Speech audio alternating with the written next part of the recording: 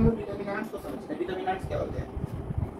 Determinant को ऐसे समझ सकते हो कि एक तो पहली बात की डिटर्मिनेंट हमेशा स्क्वायर मैट्रिक्स के लिए ही होता है, किसी रेक्टेंगुलर या कोई और तरीके के मैट्रिक्स के लिए डिटर्मिनेंट एप्लीकेबल नहीं होता, केवल स्क्वायर मैट्रिक्स के लिए एप्लीकेबल होता है। ऐसा क्यों, तो वो आगे बताएंगे, पहले इसको समझो। जैसे अगर मेरे पास कोई एक मैट्रिक्स दिया हुआ है, अल्फा बीटा गामा सिग्मा, ऐसे कोई एक मैट्रिक्स दिया हुआ है जिसमें अल्फा बीटा गामा सिग्मा जो है मेरे एलिमेंट्स हैं, तो इस मैट्रिक्स का अगर हमको डिटर्मिनेंट के फॉर्म में लिखना हो तो उसको हम ऐसे लिखते हैं कि ए को जो है दो लाइन में करते हैं और जो इधर बचा उसको भी ऐसा अल्फा बीटा गामा सिग्मा। ये मेरा क्या हो गया, डिटर्मिनेंट। तो यानी कि जो स्क्वायर मैट्रिक्स था उस स्क्वायर ब्रैकेट को हटा के क्या किया, दो जो है लंबा सा लाइन खींच दी, बस ये मेरा क्या हो जाता है, डिटर्मिनेंट हो जाता है। और पहले बता कि स्क्वायर मैट्रिक्स के लिए एप्लीकेबल होता है। और यहाँ पे ध्यान रखना कि ये जो है डिटर्मिनेंट का सिंबल है, ये मॉडुलस का सिंबल नहीं है, ये किसका सिंबल है, डिटर्मिनेंट का सिंबल है। अब यहाँ पे एक टर्म आता है order of determinant. Order of determinant, जैसे मैट्रिक्स का ऑर्डर होता है ना m × n, number of rose by number of column, उसी तरीके से डिटर्मिनेंट्स का जो ऑर्डर होता है वो होता है number of rows equal to number of column. अब यहाँ से समझ में आ रहा होगा स्क्वायर मैट्रिक्स के लिए क्यों एप्लीकेबल है, क्योंकि स्क्वायर मैट्रिक्स में ही नंबर ऑफ रोज और नंबर ऑफ कॉलम जो है इक्वल होता है। देखो ना, दो रो है और दो कॉलम है, तो नंबर ऑफ रोज जो है नंबर ऑफ कॉलम के इक्वल कहाँ होता है, स्क्वायर मैट्रिक्स में। इसीलिए डिटर्मिनेंट्स जो है वो केवल स्क्वायर मैट्रिक्स के लिए एप्लीकेबल है, क्योंकि उनका ऑर्डर क्या होता है, number of row is equal to number of column. जैसे कि A11, जैसे कि अगर हम लिखें सीधे 3, तो ये किस ऑर्डर का डिटर्मिनेंट है, तो ऑर्डर 1 का। अगर हम लिख दिए वही वाला अल्फा बीटा गामा और सिग्मा, तो ये मेरा किस ऑर्डर का वो रहेगा, ये तो मैट्रिक्स है। इस मतलब इसको अगर ऐसे समझो,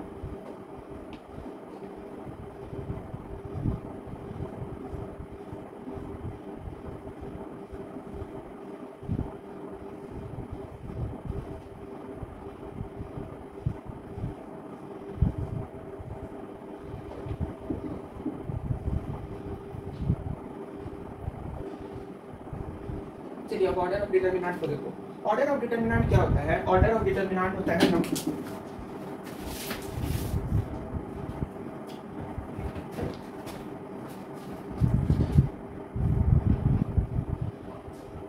चलो ऑर्डर ऑफ डिटर्मिनेंट देखो। ऑर्डर ऑफ डिटर्मिनेंट क्या होता है, number of row is equal to number of column, मतलब जितना नंबर ऑफ रो होगा उतना ही नंबर ऑफ कॉलम होगा। और यही जो ऑर्डर है ये स्क्वायर मैट्रिक्स के लिए भी होता है। इसी कारण से डिटर्मिनेंट का केवल क्या बनता है, स्क्वायर, मतलब स्क्वायर मैट्रिक्स का केवल जो है डिटर्मिनेंट हो सकता है, बाकी किसी का नहीं होगा। अब जैसे यहाँ पे ये क्या है, डिटर्मिनेंट ऑफ 3, तो ये किस ऑर्डर का है, तो 1 ऑर्डर का, क्योंकि एक ही रो है और एक ही कॉलम है। यहाँ पे देखो 2 रो है और 2 कॉलम है, तो इसका ऑर्डर क्या होगा, 2। यहाँ पे देखो 3 रो है और 3 जो है कॉलम है, तो इसका ऑर्डर क्या हो जाएगा, 3। यानी जितना रो उतना कॉलम, वही मेरा क्या होगा, डिटर्मिनेंट का ऑर्डर होगा। अब हर ऑर्डर के लिए कैसे हम लोग डिटर्मिनेंट फाइंड करते हैं ये चीज समझो। जैसे ऑर्डर 1 को अगर देखें तो ऑर्डर 1 में डिटर्मिनेंट वही होगा जो यहाँ पे गिवन होगा। जैसे अगर मेरे पास कोई एक मैट्रिक्स दिया हुआ है, तो ये मैट्रिक्स दिया हुआ है 2, तो इसका अगर हम डिटर्मिनेंट लिखें तो डिटर्मिनेंट सीधे क्या हो जाएगा, 2, क्योंकि अंदर में जो होगा ऑर्डर 1 का तो सिंपल है, जो अंदर में होगा वही इसका डिटर्मिनेंट होगा। ऑर्डर 2 का अगर बात करें तो इसका डिटर्मिनेंट कैसे फाइंड करते हैं, तो जैसे अगर मेरे पास कोई मैट्रिक्स गिवन है, क्या 1 2 3 4, कुछ ऐसे मैट्रिक्स अगर गिवन, इसका अगर हम लोग को बोले कि कोई डिटर्मिनेंट फाइंड करो, तो डिटर्मिनेंट कैसे फाइंड करेंगे, सिंपल है, सीधे क्या करेंगे, क्रॉस मल्टीप्लाई कर दो, इससे इसको मल्टीप्लाई करेंगे। समझ में आ रहा है? मेरा कहने का मतलब ये है कि इससे इसको मल्टीप्लाई करो, इससे इसको मल्टीप्लाई करो और इसको मल्टीप्लाई करो माइनस इसके मल्टीप्लाई करो, मतलब ऑर्डर ऑफ डिटर्मिनेंट हो जाता है। जैसे इससे इसको मल्टीप्लाई किया 4 माइनस 3 2 6, तो इसका ऑर्डर क्या आ जाएगा, -2, मतलब इसका डिटर्मिनेंट क्या आ जाएगा, -2। एक चीज ध्यान रखना है कि जब भी डबल ऑर्डर हो, यानी कि 2 ऑर्डर का डिटर्मिनेंट हो, जैसे ऑर्डर 2 का डिटर्मिनेंट है, तो उसमें फॉर्मूला होता है A11 A22 माइनस A12 और A21। अच्छा, यहाँ पे ध्यान रखना है कि अगर ऑर्डर 3 में बताएंगे, हालांकि ये फॉर्मूला जो है सेम वही चीज है जो अभी हम लोग यहाँ पे किए। देखो A11 कौन सा एलिमेंट हो जाएगा, ये वाला, A22 कौन सा एलिमेंट हो जाएगा, ये वाला, तो 1 × 4, 1 × 4, यहाँ बीच में इंटू है, ये दोनों मल्टीप्लाई है, तो 1 × 4 अभी किया तो 4 आ गया। उसके बाद क्या है, A12 × A21, तो A12 ये रहा, A21 ये रहा, 2 3 6 4, और बीच में कौन सा साइन है, माइनस, तो 4 - 6 यानी कि -2 मेरा हो गया, इसका डिटर्मिनेंट हो गया। चलिए ऑर्डर 1 और ऑर्डर 2 का तो समझ गए। अब ऑर्डर 3 का देखो। ऑर्डर 3 में तुम्हारा एक मैट्रिक्स दिया हुआ है एक 3/3 ऑर्डर का यानी स्क्वायर मैट्रिक्स है। इसका जब डिटर्मिनेंट निकालना हो तो सबसे पहले क्या करेंगे कि जिसका तुमको डिटर्मिनेंट निकालना है, जैसे यहाँ पे हम एक एक करके सबका डिटर्मिनेंट निकालेंगे। जैसे पहले में क्या करेंगे कि 0 को रहने दो, मतलब 0 को सर्कल करो, ठीक। उसके बाद यहाँ से एक ऐसे लाइन खींच दो, एक ऐसे लाइन खींच दो, कुछ समझ में आ रहा है? एक ऐसे लाइन, एक ऐसे लाइन। उसके बाद जो बचा उसको क्या करेंगे, मल्टीप्लाई कर दो। तो 3 5 15 और 1 1 1, सॉरी हाँ 3 5 15 -1, क्योंकि याद करो माइनस होता है, 3 5 15 -1। और ये पूरा जो है किसके ऑर्डर में था, मतलब ये जो है जैसे 15 -1 की, तो ये किसके इंटरचेंज किया रहा है, 0 से। 0 से तो शुरुआत में लगा देंगे 0, समझ में बात आ रही है? शुरुआत में क्या लगा देंगे, 0। दूसरा करना है, दूसरा कौन सा है, अब यहाँ से इस 0 को हटा देते हैं। अब यहाँ से इस 0 को हटाएंगे तो नहीं, अब हमको किसका करना है, एक बार 0 का किए ना, जैसे ऐसे करके एक बार 0 का कर लिए। अब दूसरी बार में अगेन यही मैट्रिक्स को हम लिखते हैं, 0 1 2 6 3 1 1 1 5। अब क्या करें, दूसरी बार में हम 1 का करेंगे, तो 1 को भी से ऐसे कट कर दो, तो जो बचा उसको क्रॉस मल्टीप्लाई, जैसे 6 5 जा, दूसरे में चले 6 5 जा 30 30 -1 1 जा 1 -1, और किसका कर रहे हैं तो 1 का, तो 1 क्या हो जाएगा, मल्टीप्लाई में। उसके बाद उसी तरीके से हमको 2 का करना है, उसी तरीके से किसका करना है, 2 का। तो अगर लिखते हैं 0 1 2 6 3 1 1 1 5, तो अब हमको किसका करना है, 2 का। तो एक लाइन ऐसे, एक लाइन ऐसे, जो बच गया उसका क्रॉस मल्टीप्लाई, 6 1 जा 6 3 1 जा 3 -3, और किसका कर रहे हैं, 2 का, तो 2 रहेगा मल्टीप्लाई हो जाएगा। तो ये तीसरा केस आ गया, ये पहला इसका कर दिया, ये दूसरा इसका कर दिया। अब यहाँ पे इसको सॉल्व करेंगे तो ये 0, इसको सॉल्व करेंगे तो ये आ जाएगा 29, और इसको सॉल्व करेंगे तो ये आ जाएगा 6। आ गया। अब यहाँ पे कैसे साइन चलेगा, यहाँ पे साइन मेरा कैसे चलेगा उस चीज को आप समझो ध्यान से। जैसे यहाँ पे साइन कैसे चलेगा, जैसे हम अभी लिखे थे कि A11 A22 -A12 A21 ये लिखे थे। तो यहाँ पे साइन जो है ना वो अल्टरनेट होकर चलेगा, जैसे यहाँ पे प्लस है तो यहाँ माइनस, फिर इसके अगले वाला टर्म किसमें लिखेंगे, प्लस में। अगला वाला टर्म प्लस में लिखा गया, फिर उसके अगला वाला टर्म माइनस में, फिर उसके अगला वाला टर्म किसमें लिखाएगा, प्लस में। यानी कि साइन जो है वो मेरा क्या होता जाएगा, अल्टरनेट होता जाएगा। तो यहाँ पे ये अगर प्लस में है तो ये मेरा माइनस में, फिर ये वाला मेरा प्लस में। तो 0 -29 +6, तो इस डिटर्मिनेंट का ऑर्डर जो है फाइनली कितना आ जा रहा है, माइनस, ये है ना, तो -23। ये जो है मेरा इस डिटर्मिनेंट का ऑर्डर हो जाएगा, मतलब इस डिटर्मिनेंट का वैल्यू हो जाएगा। तो यहाँ पे ये जो है मेरा फाइनली इस डिटर्मिनेंट का वैल्यू हो गया।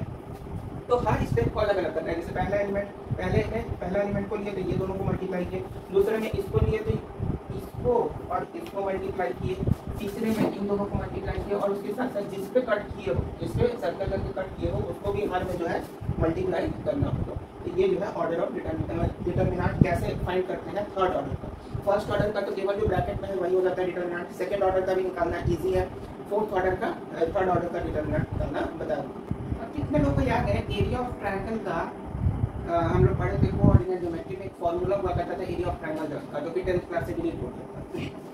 तो वो फार्मूला हम लोग को सुनने में आता था कि एरिया ऑफ ट्रायंगल का जो फार्मूला है वो डिटर्मिनेंट से आया है। कैसे डिटर्मिनेंट से आया वो चीज़ें समझते हैं।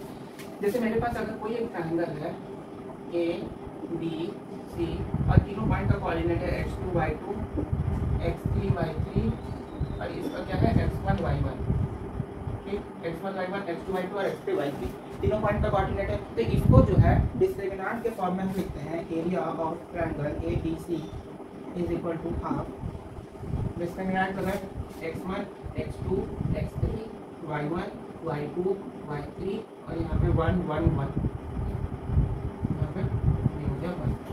तो यहाँ पे जब इस डिस्क्रिमिनेंट को सॉल्व करोगे तो तुम्हारा फाइनल जो रिजल्ट आता है एरिया ऑफ ट्रायंगल ABC वही क्या आ जाता है, half mod half x1 y2 - y3 plus x2 y3 - y1 plus x3 y1 - y2। ये वाला फॉर्मूला कितने लोग को याद है, half x1 y2 - y3 plus x2 y3 - y1 plus x3 y1 - y2। तो एरिया ऑफ ट्रायंगल का जो फॉर्मूला पढ़े थे 10th क्लास में, अगर नहीं भी पढ़े थे डिलीट होने के कारण, तो ये फॉर्मूला डिराइव कहाँ से होता है, तो यहाँ से ये फॉर्मूला जो है मेरा डिराइव होता है। और इस फॉर्मूला का एक और हम लोग पढ़ते हैं collinearity of line, collinearity of line, किसी लाइन का कोलिनियरिटी कैसे निकालते हैं। तो जब एरिया ऑफ ट्रायंगल जो है जीरो हो जाता है, एरिया ऑफ ट्रायंगल जीरो मतलब जैसे ये जो मेरा पॉइंट है इसको अगर हम धीरे धीरे नीचे करते जाए तो एक समय ऐसा आएगा जब ये पॉइंट नीचे होते होते होते एकदम जो है इस लाइन पे लाई करेगा। तो उस केस में मेरा फिगर कैसा होगा, बी ए सी। अगर इस BC लाइन पे ए को धीरे धीरे नीचे कर देना है तो इस समय फिगर कैसा हो जाएगा, ऐसा हो जाएगा। तो इस केस में मेरा एरिया क्या हो जाएगा, इस केस में मेरा एरिया हो जाएगा जीरो। तो कोलिनियरिटी के लिए यानी कि कोई भी लाइन कोलिनियर है या नहीं है, या उसमें जो पॉइंट्स है वो कोलिनियर पॉइंट्स है, उसके लिए एरिया ऑफ ट्रायंगल जो है वो हमेशा जीरो होना चाहिए। यानी कि ये जितना देख रहे हो इस पूरे का वैल्यू जो है किसके इक्वल होना चाहिए, जीरो के इक्वल होना चाहिए। किसके इक्वल होना चाहिए, जीरो के इक्वल होना चाहिए। तो यहाँ लिख देते हैं for collinearity area of triangle is equal to zero. Collinearity के लिए एरिया ऑफ ट्रायंगल का वैल्यू क्या होना चाहिए, जीरो होना चाहिए। चलिए अब जानते हैं माइनर और कोफैक्टर क्या होता है। तो इधर लिखते हैं माइनर और इधर लिखते हैं कोफैक्टर। अच्छा इन सारे चीज को थोड़ा ध्यान से समझो। माइनर का मतलब क्या होता है, देखो जैसे हम अभी एग्जांपल लिखे थे 1 2 3 4 ये लिखा था। अब अगर इसमें हमको इसका माइनर फाइंड आउट करना है, डिटरमिनेंट का माइनर क्या होगा, तो जैसे मान लो हमको 1 का माइनर फाइंड करना है, माइनर जो किसी भी एलिमेंट का फाइंड करता है।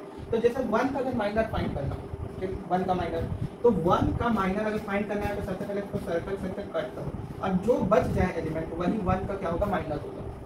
यही जो है M11 होगा। माइनर को ना हम लोग MIJ से डिनोट करते हैं, IJ वही पोजीशन 1 1 1 2 1 थे।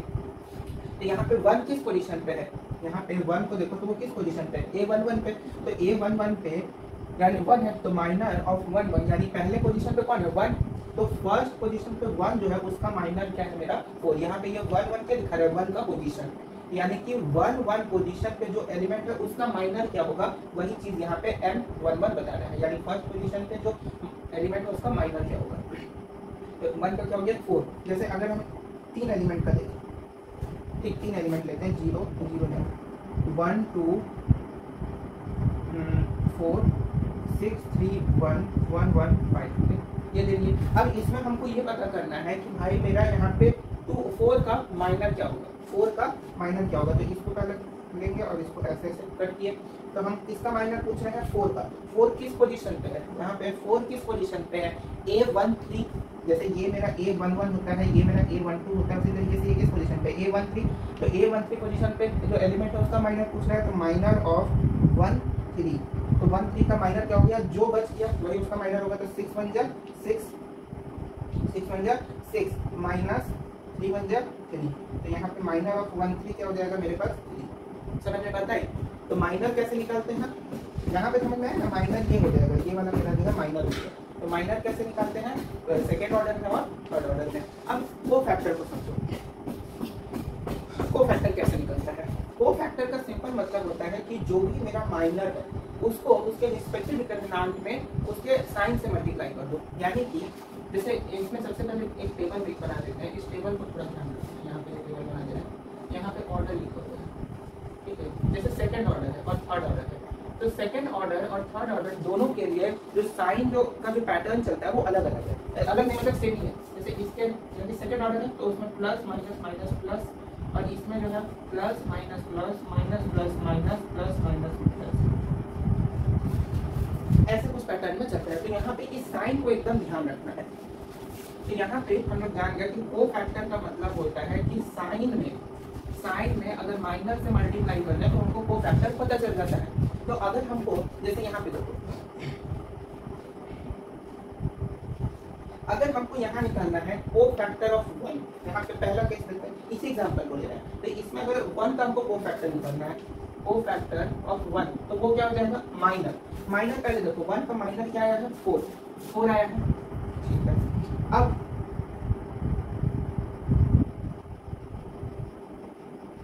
जिस पोजीशन का मतलब जैसे यहाँ पर 1 जिस पोजीशन पे है उस पोजीशन के साइन से क्या करेंगे मल्टीप्लाई कर देंगे। जैसे यहाँ पे 1 किस पोजीशन पे है, इस पोजीशन पे, तो उसका साइन क्या है प्लस, तो 1 4 × 1 4। समझ में आता है। जैसे यहाँ पे देखो ना, यहाँ पे साइन जैसे ये सेकंड ऑर्डर का है, ये मेरा जो डिटर्मिनेंट है सेकंड ऑर्डर का और ये थर्ड ऑर्डर का। तो सेकंड ऑर्डर के डिटर्मिनेंट में 1 का हम कोफैक्टर निकालना है, तो 1 जिस पोजीशन पे है उस पोजीशन का साइन क्या है सेकंड ऑर्डर में प्लस, तो वहां का साइन +1 हो जाएगा। +1 से इसको क्या किया उसके माइनर, इसका माइनर आया था 4 के माइनर से इसके साइन को मल्टीप्लाई किया, आपको कोफैक्टर ऑफ 1 पता चल गया। उसी तरीके से अब इसमें देखते हैं, तो अगर इसमें हमको निकालना है किसका कोफैक्टर 4 का, कोफैक्टर ऑफ 4, तो 4 का सबसे पहले देखेंगे माइनर क्या है, माइनर क्या आया मेरा 3 इसका माइनर आ गया है, 3 इसका क्या आ गया है माइनर आ गया है। तो अब यहाँ पे देखो 4 किस पोजीशन पे है, इस पोजीशन पे है, तो इस पोजीशन का साइन क्या है प्लस माइनस प्लस, तो उस पोजीशन का साइन हमको दिखना है, उस पोजीशन का साइन क्या है प्लस, 4 इस पोजीशन पर उस पोजीशन का साइन प्लस, यानी 3 × +1 यानी कि 3, ये इसका क्या हो गया कोफैक्टर हो गया। तो कोफैक्टर और माइनर क्या होता है, कोफैक्टर में बस ये चीज हमको ध्यान रखना है, माइनर इनटू साइन, और साइन किसका कोफैक्टर कुछ इसका पूछ रहा है, जैसे यहाँ पे 1 का कोफैक्टर पूछ रहा है, तो 1 का इसमें साइन क्या होगा, जैसे यहाँ देखो 1 इस पोजीशन पे, तो इस पोजीशन का साइन ये रहा 4 है, तो 4 किस पोजीशन पे इस पोजीशन पे, उसका साइन क्या है ये। अब जानो adjoint of a matrix, adjoint of a matrix क्या होता है उसको समझो। जैसे यहाँ पे मेरे पास कोई एक मैट्रिक्स दिया हुआ है, क्या 1 4 2 8 कुछ ऐसा मैट्रिक्स दिया है, इस मैट्रिक्स का अगर हमको बोला है एडजॉइंट क्या होगा, इस मैट्रिक्स का एडजॉइंट क्या होगा, तो उस एडजॉइंट निकालने का एक तरीका है लंबा, एक तरीका है छोटा, एक तरीका है लंबा और एक तरीका है छोटा। तो सबसे पहले लंबा तरीका को बता देते हैं, क्योंकि जो लंबा बड़ा चीज है उसको पहले निपटा देना चाहिए, फिर छोटा करते रहेंगे। लंबा तरीका ये है कि पहला तो ये कि आप इसका क्या करो कोफैक्टर निकालो, पहले इस मैट्रिक्स का क्या करेंगे कोफैक्टर निकालो। तो अगर इस मैट्रिक्स का हमको कोफैक्टर निकालना है, तो सबसे पहले तो इस मैट्रिक्स का हमको माइनर पता होना चाहिए, तो पहले हर एलिमेंट का हमको माइनर फाइंड करना होगा, फिर उस माइनर से उस पर्टिकुलर एलिमेंट, जिस एलिमेंट का माइनर निकालना है उस एलिमेंट के साइन से उसको मल्टीप्लाई करके कोफैक्टर निकालना होगा, और जो कोफैक्टर आएगा तो सपोज करो इसका कुछ कोफैक्टर जो है ऐसे आ गया x y z और u, कुछ ऐसे कोफैक्टर आया। अब इस कोफैक्टर का हमको क्या करना होगा ट्रांसपोज करना होगा, इस कोफैक्टर का क्या करना होगा ट्रांसपोज करना होगा, मतलब कि इस कोफैक्टर में ये जो रो है उसको कॉलम करना होगा और जो कॉलम है उसको रो करना होगा, और वो जो मेरा फाइनल रिजल्ट आएगा that is the adjoint of the matrix, adjoint of this matrix है जो भी मैट्रिक्स। तो लंबा तरीका ये होगा। इसका छोटा तरीका क्या है, छोटा तरीका ये है, किसी भी मैट्रिक्स का छोटा तरीका ये है कि हमको ये गिवन है, ये गिवन है कि 1 8 ठीक। अब इसका एडजॉइंट का निकालने का छोटा तरीका बताते हैं। छोटा तरीका ये है कि जो डायगोनल एलिमेंट है, यानी ऐसा वाला जो डायगोनल एलिमेंट है, इसको क्या करो सबसे पहले इंटरचेंज कर दो। तो इंटरचेंज किए, यानी 1 ऊपर है नीचे, तो 8 को ऊपर 1 को नीचे कर दिए, और जो ऐसे वाले डायगोनल एलिमेंट्स है इनको एज इट इज रहने दो, बस इसका साइन क्या करो चेंज कर दो। जैसे यहाँ 2 और 4 है, यहाँ पे -4 और -2, तो ये इस मैट्रिक्स का एडजॉइंट हो जाता है, ये इस मैट्रिक्स का क्या होता है एडजॉइंट। इसको बोलेंगे एडजॉइंट ऑफ मैट्रिक्स ए, इसको क्या बोलेंगे एडजॉइंट ऑफ मैट्रिक्स ए। तो ये एडजॉइंट निकालने का सबसे सिंपल तरीका है, और इसको बोर्ड में तो खैर पूरा वो तरीका से ही जाना होगा, ट्रांसपोज निकालो फिर कोफैक्टर, पहले कोफैक्टर निकालो ट्रांसपोज निकालो और उसके बाद फाइंड किए। अगर बोर्ड में पूछा, अगर एमसीक्यू में अगर एडजॉइंट आपसे किसी मैट्रिक्स का पूछता है बोर्ड में, तो आप डायरेक्ट ऐसे कर सकते हो। अगर 3 मार्क्स या 4 मार्क्स में पूछता है तो उसका तरीका क्या होता है वो भी हम अभी बता देते हैं। एडजॉइंट ऑफ अ मैट्रिक्स को हमेशा ध्यान रखिएगा कि ये दोनों ऑर्डर का होता है, सेकंड ऑर्डर का भी होता है और थर्ड ऑर्डर का भी होता है। सेकंड ऑर्डर का तो तब भी मैट्रिक्स जो एडजॉइंट मैट्रिक्स निकल जाता है कि इसलिए ऐसे करते हैं, लेकिन थर्ड ऑर्डर का बहुत मुश्किल लगता है, उसका भी एक तरीका हम जो है अभी बता देंगे। चलिए एक तरीका तो हम लोग जान चुके हैं माइनर और कोफैक्टर से एडजॉइंट निकालने का, कि एडजॉइंट निकालने के लिए क्या करते हैं डायगोनल को क्या करेंगे अपोजिट कर देंगे। जो पहला वाला डायगोनल होगा ऐसे वाला, ऐसा जो डायगोनल में एलिमेंट्स होगा उसको क्या करेंगे बस इंटरचेंज कर लेंगे, और ऐसे वाले डायगोनल यानी ऐसे डायगोनल में जो एलिमेंट्स होंगे उनका साइन चेंज कर देंगे। अभी देखिए अब हमको ये करना है कि ये तो बताया हमने छोटा तरीका। अब जो लंबा तरीका हम बोल रहे थे कि पहले माइनर निकालो फिर उसके साइन मल्टीप्लाई करके कोफैक्टर निकालो फिर उसका ट्रांसपोज निकालो, उस तरीके से हम लोग एडजॉइंट कैसे निकालते हैं उसको देखते। जैसे मेरे पास अगर कोई एक मैट्रिक्स है ए, इस मैट्रिक्स में हमने एलिमेंट ले लिया 1 2 0 4 1 2 3 4 ऐसे एलिमेंट है। अब इस ए जो मैट्रिक्स है इसका हमको क्या निकालना है एडजॉइंट निकालना है। तो सबसे पहले क्या करना है, इसको हम लोग को माइनर निकालना होगा। तो हर पोजीशन के लिए माइनर का वैल्यू उसका जो डायगोनल एलिमेंट है वो होगा। जैसे m11 m12 m21 M2 तो माइनर यानी फर्स्ट पोजीशन के लिए 1 1 मतलब फर्स्ट पोजीशन, तो फर्स्ट पोजीशन पे अगर सर्कल करके कट करेंगे तो उसका माइनर कौन होगा 4, इसका माइनर हो गया 4, इसका माइनर अगर देखें 1 2 तो इसको सर्कल करके अगर ऐसे लाइन खींचे तो इसका माइनर डायगोनली कौन हो जाएगा 3, इसका माइनर अगर देखें 2 1 का तो इसको ऐसे सर्कल करके अगर कट करें तो 2 और इसका करोगे तो वैसे ही 1 होगा माइनर। अब इन जिसका हम लोग माइनर निकालें जिस एलिमेंट का, जैसे यहाँ पे 4 किस एलिमेंट का माइनर है तो 1 का, यहाँ पे 2 किस एलिमेंट का माइनर है तो 3 का, क्योंकि 2 1 पोजीशन ये है तो 2 किसका माइनर हो गया 3 का। तो अब याद करो तो माइनर पता चल गया। अब को फैक्टर, अब को फैक्टर निकालना है किसका 1 1 का, 1 1 पोजीशन का को फैक्टर ऑफ 1 2 इन्हें सीधे जो पोजीशन जिसका निकालना है उसको देखो, जैसे को फैक्टर निकालना है 1 का 2 का, फिर को फैक्टर निकालना है किसका 3 का, को फैक्टर निकालना है किसका 4 का, चारों का निकालना है। तो अब याद करो वाले साइन हम बताए थे, अगर सेकंड ऑर्डर में हो तो उसमें साइन कैसे चलता है प्लस माइनस माइनस प्लस, ऐसे ही चलता है अगर सेकंड ऑर्डर का मैट्रिक्स है।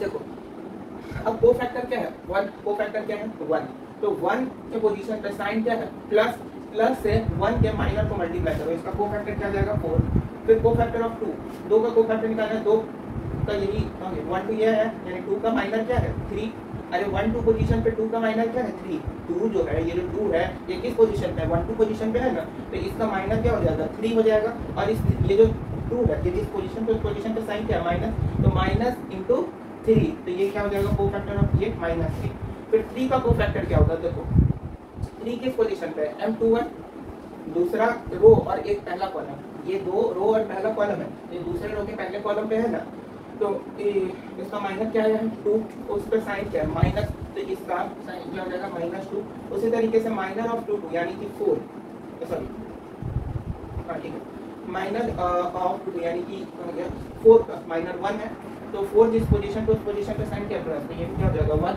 अब इसको अगर अरेंज कर लें, इसको अगर अरेंज कर लें तो देखो को फैक्टर ऑफ 1 क्या है 4, तो 1 की जगह पे 4, को फैक्टर ऑफ 2 3 और को फैक्टर ऑफ 2 हो गया 3, को फैक्टर ऑफ 3 -2 और यहाँ पे को फैक्टर ऑफ 4 1। तो अब क्या करना है बस ये जो मेरा दिख रहा है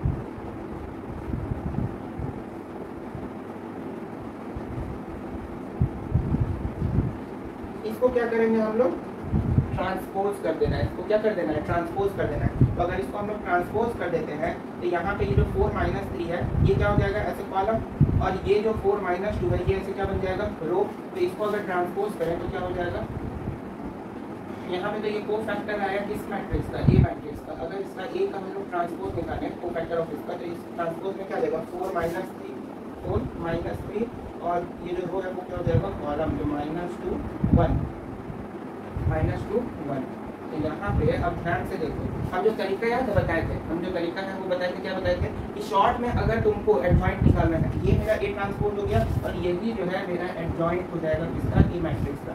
अब शॉर्ट तरीका जो हम बताए थे कि जो डायगोनल पहले दोनों डायगोनल एलिमेंट उनको क्या कर देना है इंटरचेंज कर देना है। यहाँ पे देखो पहले दोनों डायगोनल एलिमेंट क्या है इंटरचेंज है, यहाँ 1 था यहाँ 4 है तो यहाँ पे 4 है यहाँ पे 1 है, इंटरचेंज हो गया। और दूसरा चीज क्या बताए थे जो दूसरा डायगोनल एलिमेंट में ऐसे वाले हैं उनका साइन क्या होना चाहिए बस चेंज होना चाहिए, तो यहाँ पे 2 है यहाँ 3 है 2 3 यहाँ पे भी है, यहाँ दोनों प्लस में है यहाँ दोनों माइनस में है। तो यहाँ से हम लोग ये ऑब्जर्वेशन निकालिए कि जो छोटा हम तरीका याद है शॉर्ट तरीका जो हम अभी बताए थे, सिमिलरली जो है ये हुआ लॉन्ग तरीका कि पहले माइनर निकालो फिर को फैक्टर निकालो, को फैक्टर को कैसे अरेंज करो फिर उसका ट्रांसपोज निकालो यानी जो रो है उसको कॉलम करो, जो कॉलम है उसको रो करो। तो इस तरीके से एडजॉइंट भी निकाल सकते हैं। ये तरीका अगर आपको एमसीक्यू में इस तरीके का उपयोग आप लोग नहीं भी कर सकते, एमसीक्यू में डायरेक्ट जो है डायगोनल को इंटरचेंज करके और साइन को अपोजिट करके एडजॉइंट तुरंत निकाल सकते हैं। अगर 2 मार्क्स 3 मार्क्स में पूछा जा रहा है बोर्ड में तो इस तरीके को अपनाना का प्रयास करिएगा, इस तरीके को मतलब इस तरीके को अपनाइए। चलिए अभी जो माइनर और को फैक्टर अभी तक जितना भी हम लोग निकालना सीखे वो सेकंड ऑर्डर का हम बता दिए। थर्ड ऑर्डर का कैसे करेंगे, तो जैसे थर्ड ऑर्डर में अगर हम एलिमेंट लेते हैं 1 2 6 8 1 2 4 6 3 1 1 3 5 ये एलिमेंट सब ले लिए। अब ये कैसा ऑर्डर का मैट्रिक्स है, 3x3 ऑर्डर का यानी स्क्वायर मैट्रिक्स ये मेरे पास। तो इसका एडजॉइंट निकालने में भी बहुत लंबा ही तरीका वही जाना होगा। अगर लंबा तरीका जो तो तरीका सेम है, बस जैसे वहाँ स्क्वायर मैट्रिक्स में 4 ही को फैक्टर और 4 माइनर आया तो यहाँ पे 6 आएगा। तो मतलब यहाँ पे बस तरीका सेम है, इसमें क्या होगा थोड़ा सा लंबा जाएगा, लेकिन इसका भी एक शॉर्टकट तरीका बता देना। लंबा तरीके से आप लोग करिएगा, शॉर्टकट तरीका देखो। शॉर्टकट ये है कि जितना भी एलिमेंट दिख रहा है ना जैसे इसमें मिडिल वाले एलिमेंट को उठाओ, इसमें क्या करो मिडिल वाले एलिमेंट को, जैसे यहाँ पे अगर ये मेरे पास मैट्रिक्स है ए, इसका हमको एडजॉइंट निकालना है तो शॉर्ट तरीका बताते हैं एडजॉइंट ऑफ ए निकालने का। सबसे पहले क्या करो कि जो मिडिल वाला एलिमेंट को उठाओ, इस वाले एलिमेंट को उठाओ। अब यहाँ पे जो भी एलिमेंट गिवन है जैसे 3, उसको एक लाइन से लिखो 3 3 3 2 3 3 3 2 3, समझ में आया? अब उसके बाद वाले एलिमेंट को उठाओ और फिर ये पोस्ट इसको इसी के नीचे 1 5 4 1 1 5 4 1, समझ में आ रहा है? फिर इस वाले एलिमेंट को उठाओ और लिखो 6 1 1 6 6 1 1 6, पुलिस का नंबर डायल कर रहा है। अब जो ये लिखा गया, अब ये जो ऊपर वाला लिखा है ना, इसी को क्या करो वापस से नीचे लिखो 3 3 2 3, इसी को क्या करो वापस से नीचे लिखो। अब जैसे ही इन सारे एलिमेंट का तुम क्रॉस मल्टीप्लाई करोगे तुमको जो है एडजॉइंट ऑफ ए पता चल जाएगा। तो एडजॉइंट ऑफ ए को यहाँ पे लिख लेंगे। अब देखो 3 और 5 का बराबर 3 5 से 15 माइनस 3 यानी कि 12, 15 माइनस 3 12 हो गया।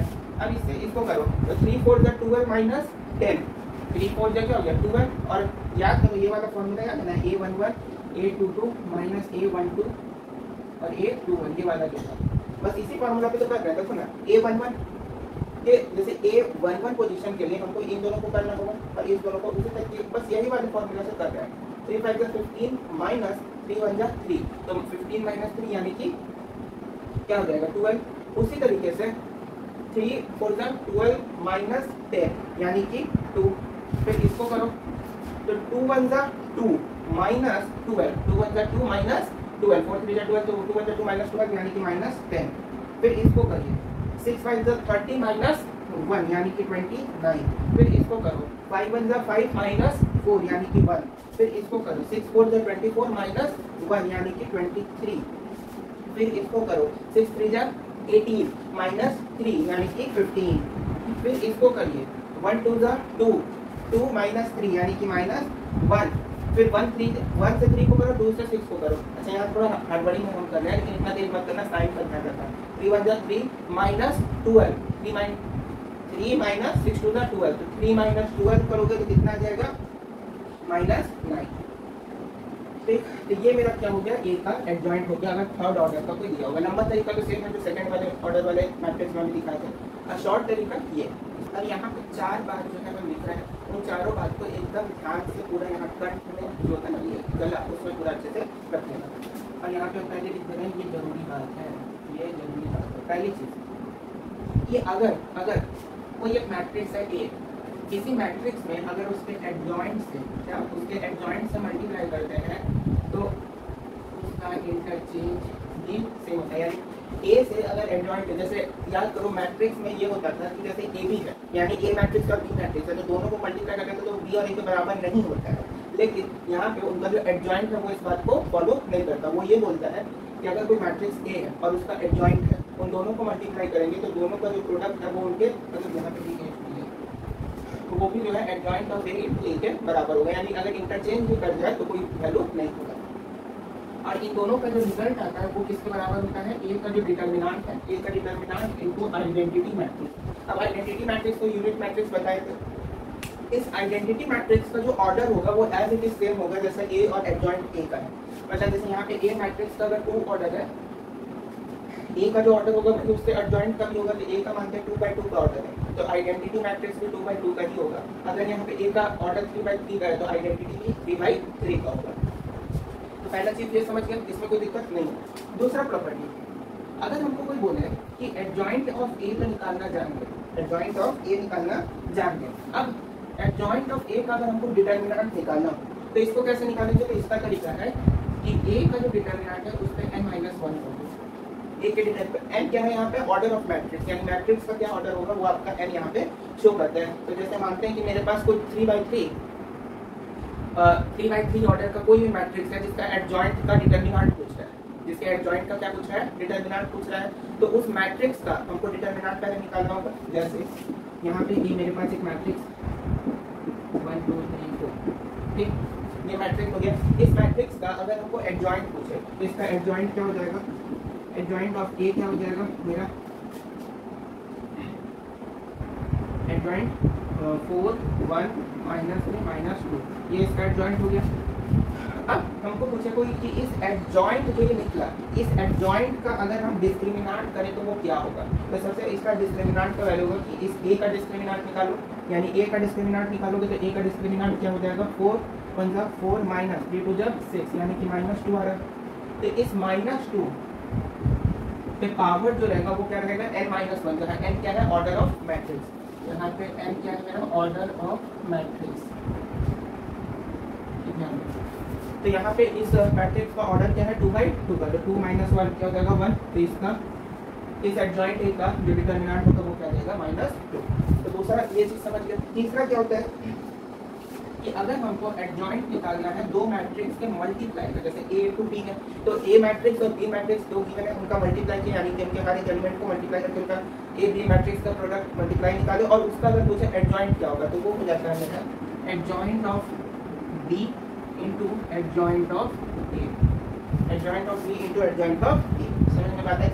अगर पूछा जाए कि एडजॉइंट ऑफ ए, यानी कोई एक मैट्रिक्स है ए, उसका एडजॉइंट का एडजॉइंट बताइए, तो वो किसके बराबर हो जाता है determinant of A n-2 into A, यानी जो n है order of matrix as it is same रहेगा, तो उसमें से 2 घटा दो। डिटरमिनेंट जैसे यहाँ पे अगर हमको पूछता कि जैसे यहाँ पे ये एडजॉइंट ऑफ ए आया है, अब इस एडजॉइंट ऑफ ए का ही अगर हमको पूछे कि एडजॉइंट ऑफ ए क्या होगा, ये क्या होगा बताइए। तो यहाँ पे क्या करेंगे, सबसे पहले तो इसका जो डिटरमिनेंट है उस पर n-2 करना होगा, यानी तो इसका डिटरमिनेंट क्या आया था -2। तो -2 अगर आया था तो यहाँ से निकालते हैं, इसका डिटरमिनेंट आया क्या -2 पे क्या बोल रहा है n-2, तो ये कितने ऑर्डर का है, 2 ऑर्डर का, 2 - 2 0, यानी -2 पे पावर क्या हो गया है 0 इंटू ए मेरा क्या है ये वाला 1 2 3 4, तो उसको डाल दो 1 2 3 4, ये हो गया। अब -2 किसी भी चीज पे पावर 0 तो उसका वैल्यू क्या होता है 1 होता है, यानी कि एडजॉइंट ऑफ ए क्या हो जाएगा तुम्हारा 1 2 3 4। इसको ऐसे भी समझ सकते हो ना, जैसे एडजॉइंट ऑफ ए तुम्हारा क्या आया है 4 -2 -3 1। अब ये जो एडजॉइंट ऑफ ए आया है इसमें अगर फिर से तुम एडजॉइंट लगाओगे, तो ये 4 और 1 क्या होंगे वापस से इंटरचेंज कर जाएगा, यानी कि 1 यहाँ पे आ जाएगा और 4 यहाँ पे आ जाएगा, और इसका साइन जो है वापस से क्या होगा चेंज कर जाएगा। तो एडजॉइंट ऑफ ए भी वही आ रहा है 1 2 3 4। तो ये 4 बातें एकदम दिमाग में रख लेना है। चलिए अब जो है इस 3 टर्म को जानते हैं। पहला है singular and non singular matrix क्या होता है, दूसरा इनवर्स ऑफ मैट्रिक्स, और तीसरा है लीनियर इक्वेशंस, यानी मैट्रिक्स का एप्लीकेशन जो है वो सब मैट्रिक्स और डिटरमिनेंट एप्लीकेशन क्या है वही जानना है लीनियर इक्वेशन में।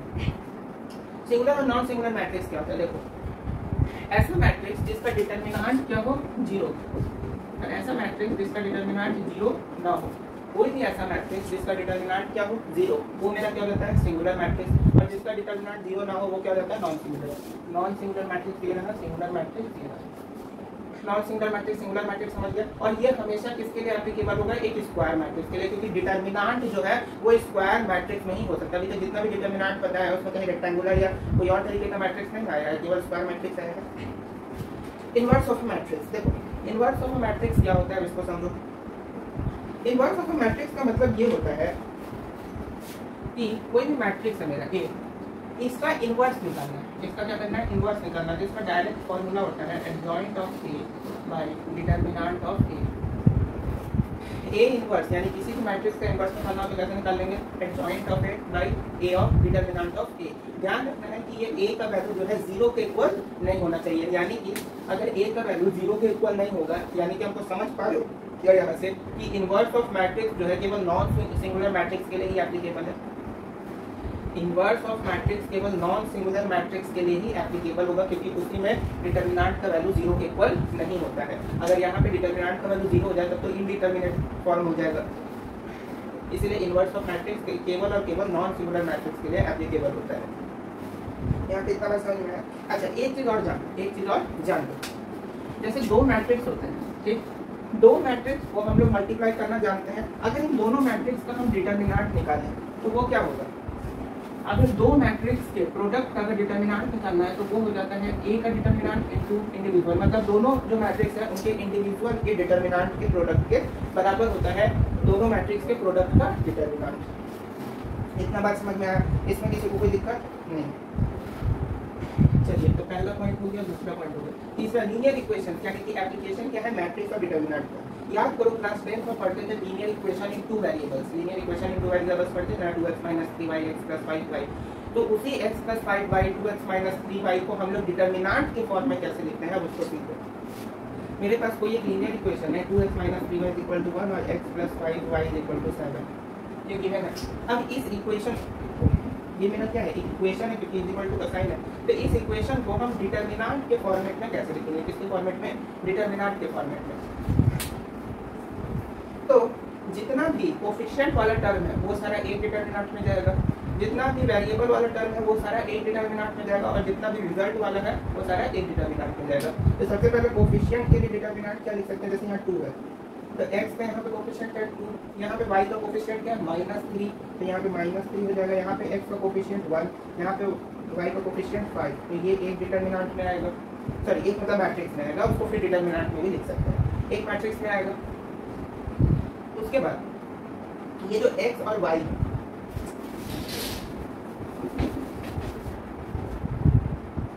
अब जानते हैं linear equation in two variables. Linear equation in two variables बहुत सारा पढ़े थे ऐसा टाइप का क्लास 10 में। अब इसको जो है हम लोग मैट्रिक्स या डिटरमिनेंट के फॉर्म में कैसे लिख सकते हैं? बेसिकली मैट्रिक्स के फॉर्म में कैसे लिख सकते हैं इसको समझो। जो भी कोफिशिएंट दिया होगा वो अलग मैट्रिक्स में होगा, जो वेरिएबल होगा वो अलग मैट्रिक्स में होगा, और जो रिजल्ट वाला होगा वो अलग मैट्रिक्स में होगा। तो यहाँ पे पहला मैट्रिक्स में क्या आएगा? कोफिशिएंट। तो पहला x, इसमें x का कोफिशिएंट क्या है 2, यहाँ पे y का कोफिशिएंट -3, यहाँ पे x का कोफिशिएंट 1, यहाँ पे y का कोफिशिएंट 5। तो ये एक मैट्रिक्स में आ गया इन सारे का कोफिशिएंट। दूसरे मैट्रिक्स में क्या आएगा? दूसरे मैट्रिक्स में आएगा सारा का सारा वेरिएबल। तो इसमें वेरिएबल क्या है? पहले में x है और दूसरे में क्या है? y है। पहले में x है, दूसरे में y है। फिर जो रिजल्ट है उसको एक में, तो 1 और 7। अब यहाँ पे ध्यान से देखो, अब यहाँ पे अगर तुम इन दोनों मैट्रिक्स को मल्टीप्लाई करोगे तो तुम्हारा ये दोनों जो है, ये दोनों रिजल्ट जो है वापस से आएगा। मल्टीप्लाई वाला रूल क्या बोलता था कि फर्स्ट रो को फर्स्ट कॉलम के साथ, इसमें तो एक ही कॉलम है तो दोनों के साथ ही कर देंगे। तो 2 के साथ इसको करेंगे तो 2x, देखो 2, ये 2 है, 2x लिखा हुआ है 2x -3y 1 × x, तो x + 5y और = 1 और 7, जो कि एडजेक्टिव होगा। तो इसी को कहते हैं कि कोई भी अगर लीनियर इक्वेशन दिया हुआ है उसको जो है हम लोग किसके फॉर्म में लिखते हैं? मैट्रिक्स के फॉर्म में लिखते हैं। कैसे लिखते हैं तो यहाँ पे समझते हैं। अब एक चीज हम लोग कि बेसिकली ये जो नंबर वाला मैट्रिक्स होता है यानी कोफिशिएंट वाला, इसको जो है ए से डिनोट करते हैं। आपके एनसीईआरटी में जिससे डिनोट किया बता दे रहे हैं, ये वाला ए से डिनोटेड होता है। ये जो वेरिएबल वाला है इसको हम लोग एक्स से डिनोट करते हैं, और ये जो रिजल्ट वाला है इसको जो है हम लोग बी से डिनोट करते हैं। समझ में बात आ रही है? अब याद होगा कि क्लास 10 में लीनियर इनइक्वालिटीज या इनइक्वालिटी जो भी था उसमें 3 चीज पढ़े थे। 3 चीज क्या पढ़े थे? पहला चीज पढ़े थे कि कोइंसिडेंट लाइन के केस में लीनियर इक्वेशंस का क्या रिलेशन होता है, इनफाइनाइटली मेनी सॉल्यूशंस में क्या होता है, और यानी कोइंसिडेंट लाइंस में क्या होता है, इंटरसेक्टिंग लाइंस में क्या होता है, और पैरेलल लाइंस में क्या होता है इक्वेशन और सॉल्यूशन। यहाँ पे भी वही चीज है, उसको रिमेंबर अगर याद हो तो a1/a2 = b1/b2 = c1/c2 हो जाए। यानी तीनों जो है एक दूसरे के अगर बराबर हो तो इनफाइनाइटली मेनी सॉल्यूशंस आता है। अगर a1/a2 = not equal to b1/b2 हो तो उसमें जो है यूनिक सॉल्यूशंस आता है, और a1/a2 = b1/b2 not equal to यानी लास्ट वाला जो है अगर नॉट इक्वल टू c1/c2 तो उसमें नो सॉल्यूशन आते हैं, पैरेलल लाइंस हो गई। तो यहाँ पे वो 3 बात अगर याद है तो यहाँ पे इसको समझना भी आसान लगेगा। अब जैसे वहाँ पे इस 3 बात को याद रखते थे, सिमिलरली यहाँ पे भी वैसा 4 बात है उसको याद रखना है। 4 बात क्या है अब उसको समझो। यहाँ पे हम लोग देखें कि जब हम मैट्रिक्स ए से x को क्या कर रहे हैं, मल्टीप्लाई कर रहे हैं, तो मेरा रिजल्ट क्या आ रहा है b, यानी मैट्रिक्स है a, उससे x को मल्टीप्लाई किया, रिजल्ट क्या आया b। अगर यहाँ से हम केवल x फाइंड करें तो x मेरा क्या होगा, x हो जाएगा मेरा b/a। यहाँ से x का वैल्यू क्या आ रहा है b/a। अगर यहाँ पे ये जो a है ये मेरा किस फॉर्म में है, जैसे ये 1/a ना, जैसे b/a लिखा है तो मतलब क्या b/a मतलब b × 1/a उसको बोल सकते हैं, यानी 1/a का मतलब क्या a का इनवर्स। तो यहाँ पे x को हम लोग क्या लिख सकते हैं b × a का इनवर्स, a इनवर्स लिख सकते हैं। और a इनवर्स का यहाँ पे अभी हम फॉर्मूला बताए क्या होता है, adjoint of a by determinant of a, उसको यहाँ पे पुट कर दीजिए। तो b × adjoint of a by determinant of a। अब यहाँ से टोटल जो है 4 कंडीशन आता है। टोटल कितना कंडीशन आता है? 4 कंडीशन आता है। अब इन चारों कंडीशन को एक एक करके समझो। अब देखो यहाँ से टोटल कितना केस आता है? 4। वहाँ पे लीनियर इक्वालिटी में पढ़े थे 3, यहाँ पे कितना पढ़ना है? 4। 4 केस क्या क्या आ सकता है? केस नंबर 1, केस संख्या 1। पुलिस वाले हो हम लोग क्या बन गया? पुलिस वाले बन गया। केस को सुलझा रहे हैं। पहला केस क्या बोलता है? पहला केस ये बोलता है कि अगर डिटर्मिनेंट ए, ये जो डिटर्मिनेंट क्या है ए, अगर इसका वैल्यू 0 के बराबर हो जाए, मतलब नहीं 0 के बराबर ना हो, पहला केस, और बी और एडजॉइंट ए यानी B into adjoint of A, इसका वैल्यू भी 0 के बराबर ना हो, B into adjoint of A, इसका value B into adjoint of A, इसका वैल्यू भी 0 के बराबर ना हो, तो इस केस में अब सोचो क्या होगा। अगर डिटर्मिनेंट ए का वैल्यू 0 के बराबर नहीं है, बी इंटू एडजॉइंट ए का वैल्यू भी 0 के बराबर नहीं है, यानी कि दोनों जगह कोई कांस्टेंट संख्या आएगा नहीं। अगर किसी भी कांस्टेंट संख्या को अगर कट करते हैं तो वो एक ही बार करता है ना। जैसे 3 से 2 को अगर डिवाइड करेंगे तो होता है क्या? जैसे 2 से अगर 3 को हम डिवाइड कर रहे हैं, डिवाइड करें तो 2 से अगर 3 को डिवाइड करेंगे कितना आएगा? 1.5 आएगा, 1.5 आएगा। तो यहाँ पे 1.5 के अलावा भी कुछ आ सकता है क्या? नहीं भाई, 2 से हम 3 को डिवाइड किया तो 4 आ गया, ऐसा होगा क्या? नहीं, केवल एक ही सॉल्यूशन आएगा कि नहीं आएगा? केवल एक यूनिक सॉल्यूशन आएगा। याद करो, वन सॉल्यूशन को यूनिक सॉल्यूशन बोलते हैं। तो 2 से अगर 3 को डिवाइड किया तो केवल 1.5 एक यूनिक सॉल्यूशन आएगा। तो यहाँ से हम लोग के पास जान चुके हैं कि अगर ये भी 0 ना हो, ये भी 0 ना हो, तो इस केस में कैसा सॉल्यूशन आएगा? यूनिक सॉल्यूशन आएगा। इस केस में सॉल्यूशन कैसा आएगा? यूनिक सॉल्यूशन आएगा, और प्लस ये कंसिस्टेंट सॉल्यूशन होगा। कंसिस्टेंट और इनकंसिस्टेंट कौन कौन लोग जानते हैं? कंसिस्टेंट मतलब होता है कि अगर किसी भी इक्वेशन को सॉल्व करने पे अगर उसका यूनिक सॉल्यूशन या अगर मोर देन वन सॉल्यूशन या यूनिक सॉल्यूशन यानी सॉल्यूशन अगर आता है तो वो क्या होगा? कंसिस्टेंट होगा। अगर सॉल्यूशन नहीं आता यानी पैरेलल लाइन वाला जो केस पढ़े थे, नो सॉल्यूशन, तो उसमें जो है क्या होता है? इनकंसिस्टेंट होता है। तो यूनिक सॉल्यूशन है, ये कैसा सॉल्यूशन है? यूनिक सॉल्यूशन है। केस नंबर 2, दूसरा केस क्या है? दूसरा केस ये है कि डेल्टा ए जो है इसका वैल्यू तो 0 के बराबर ना हो, लेकिन b into adjoint of A, इसका वैल्यू जो है 0 के बराबर हो जाए, तो उस केस में क्या होगा?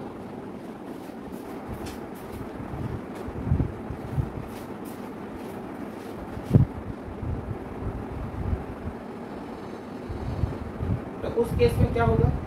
अब सोचो, ये तो मेरा 0 नहीं हो रहा है, लेकिन अगर ये वाला टर्म मेरा 0 हो गया तब तो सारा खेल खत्म, यानी सब कुछ क्या हो जाएगा? 0। जैसे कि अगर 0/1 लिखा हुआ है तो इसका मतलब क्या है? 0।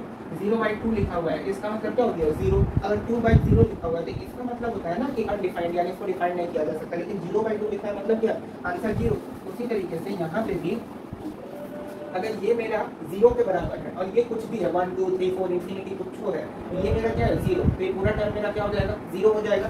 तो इस केस में मेरा सॉल्यूशन कैसा होगा? ट्राइबल सॉल्यूशन होगा। ट्राइबल सॉल्यूशन मतलब तीनों जो है, जैसे अगर 3 इक्वेशन दिया हुआ है x y दिया था तो x का भी वैल्यू 0 और y का भी वैल्यू 0, तो ट्राइबल सॉल्यूशन होगा। ये कैसा सॉल्यूशन होगा? ट्राइबल सॉल्यूशन होगा। तीसरा केस, केस नंबर तीसरा ये बोलता है कि अगर डिटर्मिनेंट ऑफ a जो है इक्वल टू 0 हो जाए, डिटर्मिनेंट ऑफ a 0 के बराबर हो जाए, लेकिन b into adjoint of a जो है 0 के बराबर ना हो। डिटर्मिनेंट a का वैल्यू 0 के बराबर हो सकता है, लेकिन अगर इसका वैल्यू 0 के बराबर ना हो, तो कुछ सोचो, अगर ये वाला टर्म ऊपर में कुछ भी रहे, अगर नीचे वाला टर्म 0 हो जाए, डिटर्मिनेंट ऑफ a क्या हो जाए? 0 हो जाए, तो मेरा क्या होगा? अनडिफाइंड, कुछ मतलब नहीं। तो इसका मतलब इसमें क्या सॉल्यूशन, कोई सॉल्यूशन होगा क्या? कोई भी सॉल्यूशन होगा?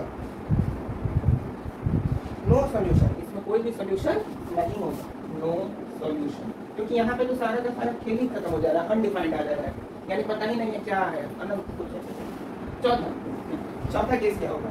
चौथा केस में अगर ये डिटर्मिनेंट ऑफ a का वैल्यू 0 के बराबर ना हो, डिटर्मिनेंट ऑफ a का वैल्यू 0 के बराबर मतलब 0 के बराबर हो, और साथ ही साथ मतलब यहाँ पे देखो सारा केस देखो, जैसे यहाँ पे दोनों 0 के बराबर नहीं है, एक 0 के बराबर एक 0 के बराबर नहीं है, एक 0 के बराबर एक 0 के बराबर नहीं है। अगर दोनों जो है मेरा 0 के बराबर हो जाए, एडजॉइंट ऑफ ए, ये सारा का सारा मेरा किसके बराबर हो जाए? 0 के बराबर। तो इन सारे के सारे इसमें क्या होगा? इनफाइनाइटली मेनी सॉल्यूशन, क्योंकि ये भी मेरा जीरो है, ये भी मेरा क्या है, जीरो है, यानी कि ये मेरा कैसा फॉर्म आ गया, इनडिटर्मिनेट फॉर्म आ गया। जब इनडिटर्मिनेट फॉर्म आ गया मतलब कि बहुत से बहुत सोल्यूशन हो सकते हैं, इनफाइनाइटली मेनी सोल्यूशन होगा। तो इस केस में क्या हो जाएगा, infinitely many solution, infinitely many solution, लाखों करोड़ों सोल्यूशन से अरबों सोल्यूशन इसके हो सकते हैं। तो इसका जो है, इसका ये तीन केस आपको उसी तरीके से कंटेस्ट होना चाहिए जैसे थोड़ी देर पहले जो है मैट्रिक्स का प्रॉपर्टी बताया था, एडजॉइंट ऑफ ए क्या होता है, एडजॉइंट ऑफ ए का डिटरमिनेंट क्या होता है, एडजॉइंट ऑफ एडजॉइंट ए क्या होता है। उसी तरीके से ये चार चीज को भी याद कर लेना है, जैसे लीनियर इक्वालिटीज में याद किए थे ना, a1 by a2 = b1 by b2, उसी तरीके से इसको भी याद रखना है।